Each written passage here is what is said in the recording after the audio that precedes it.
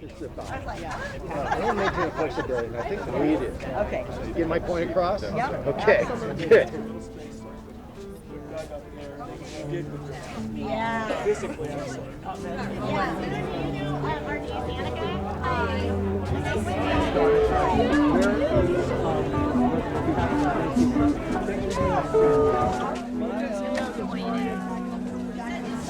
Take care. when you get up there. Nice to see you. Edith, smile.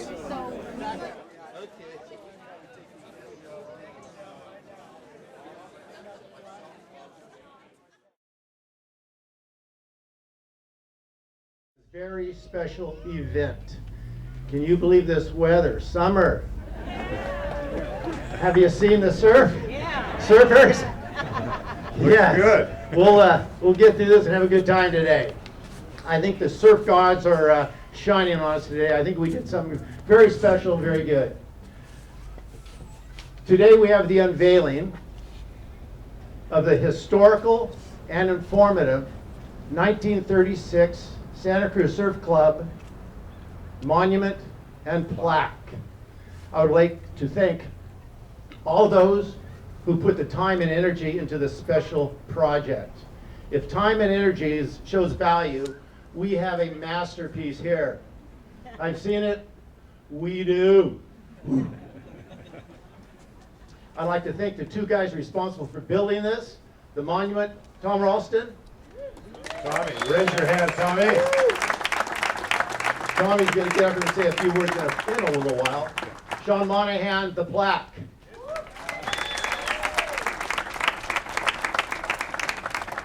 And Clark Schultes for helping us design it. Clark, raise your hand.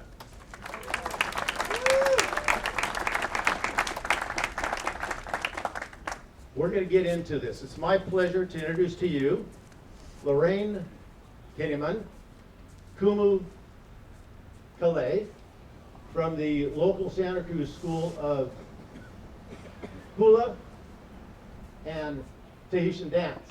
Yes. Taha Nui. Yay. She's going to do the very special unveiling and formal blessing, Hawaiian blessing of this plaque. Let's do this. All right. Thank you. Thank you, Bob. There we go. Aloha, everyone. Oh, how absolutely spectacular to be here on this gorgeous day, watching these waves come all the way over from the islands. And hopefully, can you all hear me? Okay, beautiful. So I'm going to invite you, I just want to say a couple words about the representation of a lei. I have a tea leaf lei and a kukui, the tea leaf representing so many things in Hawaiian culture. Protection, light, love. It's the leaf that would go on to kuahu, or the altar, in a hula halau. The kukui representing light. You know, the Hawaiians use the kukui nut oil for light, candles, etc. And also, when you look at a lei, so many are adorned today with these leis. You can think of each flower representing a wave. You can think of the flower representing the beloveds, a child, your friends, all the surfers that have gone before you, those that are yet to come, the families that are tied together, the ohana. It represents so many things. And if you look up aloha in the Hawaiian dictionary, it's not just love, it's compassion, tolerance, mercy. There are so many things that are tied into something as symbolic as a lei. And this is what we'll be using today. So you can think about, I know that there are many people here that will be talking about the surf club and the brotherhood and eventually the sisterhood of all of that. But we can think about all of those that have gone before us, Doug and the many that represented this initial surf club here, as being part of what will be forever tied together. So these memories are all now strung together, woven together in a beautiful lei that will last forever. So I'm going to just invite you now, if you would, you're welcome to either close your eyes or or not, but just to go inside and let this song, Kele Mai La, it's a chant that is meant to really take us in and bring us to a place where we can really receive the glory of this new plaque and the community, the family, the ohana that we have here today through this incredible surf community. Kele mai la o ka ula I ke kai. Ke malama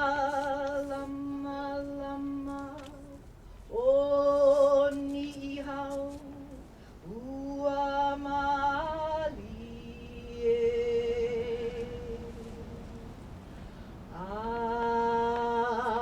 Mali e pa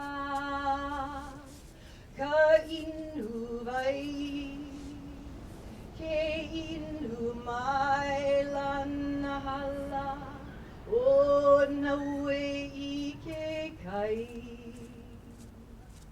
no naue ka hala no puna ka wahine no kalua no I kilawe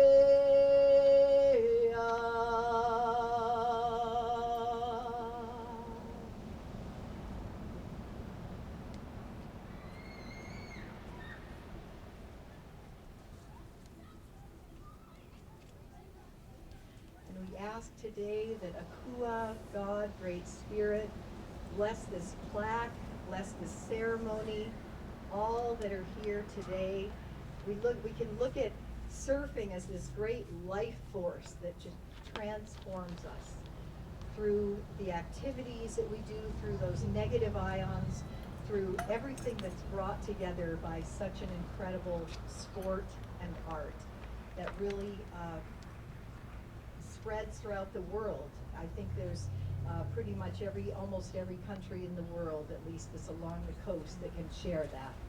So, Bob, I'd like to turn that, or we're going to actually take this opportunity now. We have this beautiful tapa that is on here, and we will now take this moment to unveil this piece that will stand forever as a monument to our surf club, 1936. Here we go, without further ado.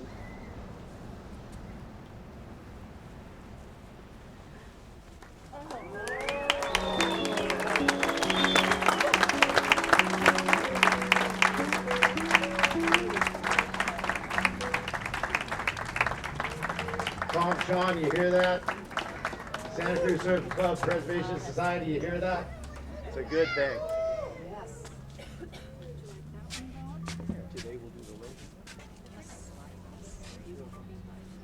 Today, we have here a few individuals we'd like to call attention to. Cherie Thorne, wife of Doug Thorne, who was in the original 1936 Santa Cruz Surf Club.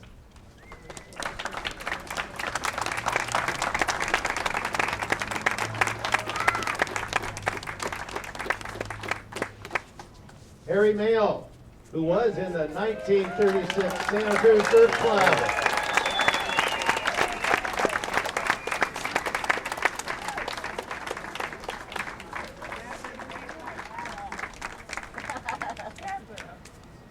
Bob Rittenhouse, who was in the 1936 original Santa Cruz Surf Club.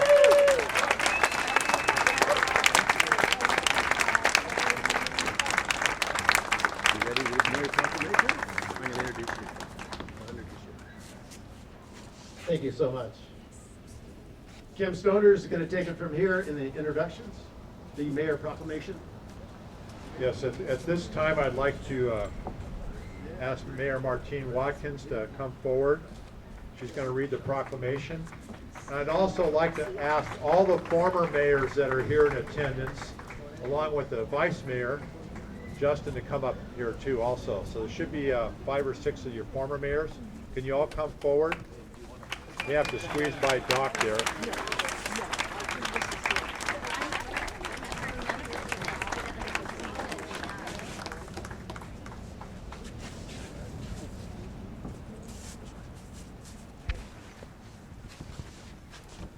morning, everybody.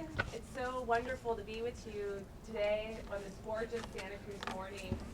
We have truly been blessed with incredible weather and appreciation for all that Santa Cruz is. So it's a pleasure to be here with our Santa Cruz Ohana, as was said. My name is Martine Watkins, and I'm currently the mayor of Santa Cruz. And as you can see, alongside me are all of our wonderful former mayors, future mayor, another future mayor in the audience here. And really, I think this truly symbolizes the fact that we're representing and what we're appreciating today is the past. We're acknowledging and showing our respect to the past. We're also here as our present, and then how we are stewards for the future. And there's been about 100 mayors before me, and there'll be many, many more to come after me. And it's been an honor to serve, and it's a pleasure to be here as your current mayor. And I'd like to invite all of our mayors, and past and future, to share reading this proclamation. Martine, Yes. why don't we have David start and go across? You got it. That'd be- Herb? and Oh, you got an can extra? finish up, yeah. Yep. So go ahead. I'll be at the end. Got your I know we glasses? need to make sure we have enough here. 5, 6, 7, yeah, she Okay, can finish. perfect. Whereas surfboard riding began in Polynesia hundreds of years ago and was first documented in the Hawaiian Islands by Captain James Cook in his sailing journals in 1778. Surfboard riding was introduced to the Western Hemisphere and the United States mainland right here in Santa Cruz at the San Lorenzo River mouth by 3 Hawaiian princes on July 19, 1885. And Yeah. This is why they say you can't move in this town without falling over a mayor. Whereas many years ago, local teenagers, after watching Duke Kanahakamuku swimming and surfing in Santa Cruz in 1913, and later watching other visitors from Southern California catch and ride waves, were instructed to the art of wave riding on wood boards borrowed from them. These local teenagers began to build their own 60 to 90 pound boards in school wood shops and reintroduced the sport of kings to this beach area of Santa Cruz known as Cowell's Beach. And whereas in 1936, a high degree of camaraderie developed between the visitors and the local teens that prompted David Buster Stewart to invite these wave riders to store their surfboards in the basement of his parents' house at Garkey Street and Lighthouse Avenue, where the idea of forming the Santa Cruz Surfing Club became a reality. When the Stewart family moved to a property on Bay Street, which included a barn, the visitors were invited to use the family loft for storing boards and sleeping. And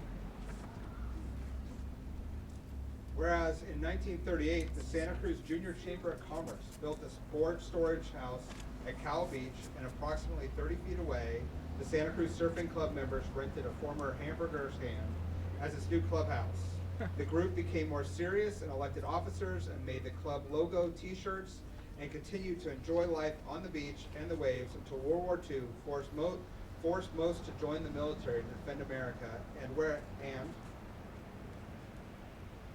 when the war ended, Santa Cruz Surfing Club members returned home to enter college or take jobs and to start families with responsibilities, causing the Santa Cruz Surfing Club to disband in 1952. The board storage house was dismantled, and the clubhouse was moved and is now part of a private home on Frederick Street. And the remaining Santa Cruz Surfing Club members, along with a couple of other local surf clubs of the next generation, turned our lighthouse at Point Santa Cruz into the first surfing museum on the Pacific Coast in 1980. These same groups also with others also created the surfing statue at Pelton Street and Westcliff Drive that was dedicated in 1992 to all surfers past, present, and future. And now I, Martine Watkins, Mayor of the City of Santa Cruz, do hereby proclaim Saturday, November 23rd, 2019 as the Santa Cruz Surfing Club Plaque Dedication Day in the City of Santa Cruz. Yeah.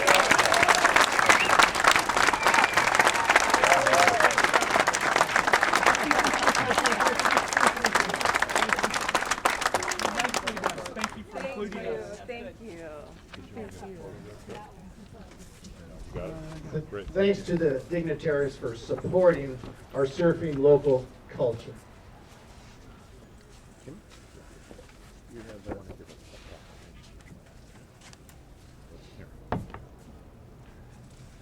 Sheree?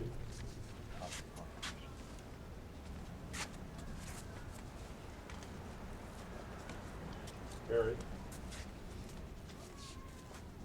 And Doug, the copies of the proclamation. Bob, I'm sorry. Taking a Doug today. Okay, at this time, I'm going to share a little bit of history here that's not mentioned in the proclamation. This came from an article written by the late Warren Skip Littlefield that was in the Santa Cruz Sentinel back in August of 1940 about the Santa Cruz Surfing Club. I think this mic's a little bit better, isn't it? Skip Littlefield was the Pacific Coast swimming champion in 1924, 25, 26, and 27, and a well-known local historian. The title of the article he wrote was called "Youngsters Find Fun in Surfboarding on Waves at a Santa Cruz Strand," in reference to a beach. He mentions surfboard riding and hours of paddling hollow boards out on the briny to turn and rush shoreward along the bulge of a sweeping surf. Swift, breathless moments as riders balance atop their foam-necked steeds. Some of these rides are a half a mile long. Starting out beyond Cypress Point, in reference to Cowell's Point, it is possible to reach the beach but a few feet from the municipal pier. Maximum speed has been estimated to be 30 miles an hour. He further states, from a humble beginning, the Santa Cruz Surfing Club today boasts a local membership of over 25 boys and about a dozen girls on Cowell Beach. Serious-minded Harry Mayo, the club president, says that one of their troubles in the past has been an adequate place to store the cumbersome boards. With help of the Junior Chamber of Commerce, a tall, small board house structure was erected in back of the pier bathhouse at the foot of the municipal wharf, and it cost upwards of about $100. Sounds like a deal. Members now leave their boards here. In reference to a surfboard of that era, Skip stated, most popular glider in use by the surfing club is a 13-foot hollow board. There's one tied to that palm tree right there, with a maximum dead center beam of about 20 to 24 inches. Majority of them are waterproof plywood. Interior construction is strengthened by ribs and much the same as a canoe. Average weight was around 55 to 70 pounds, with the planks capable of supporting 200 to 300 pounds in weight.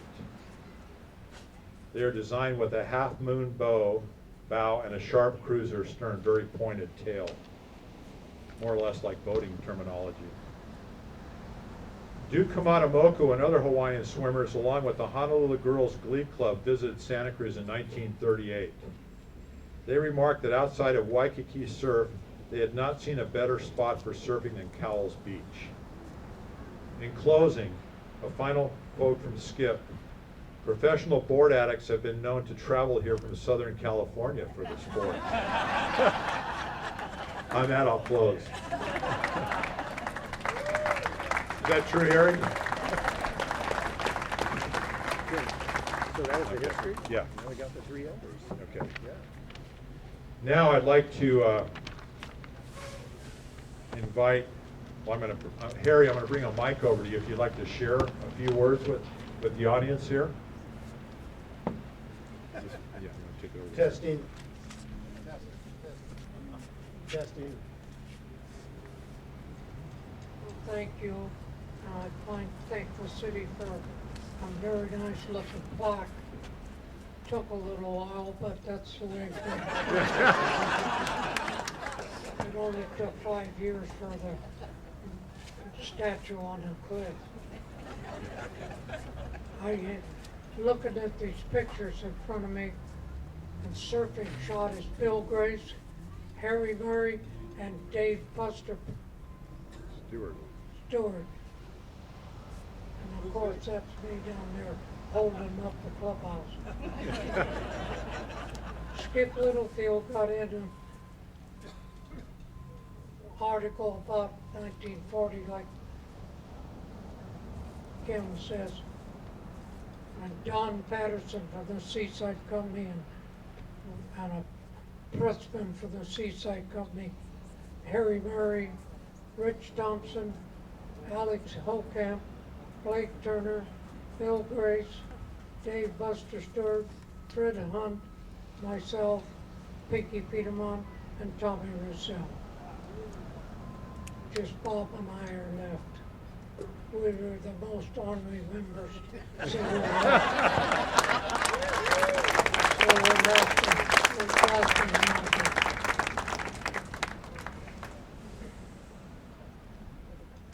The clubhouse, as you stated in the brochure here, is still in service on the east side of Santa Cruz.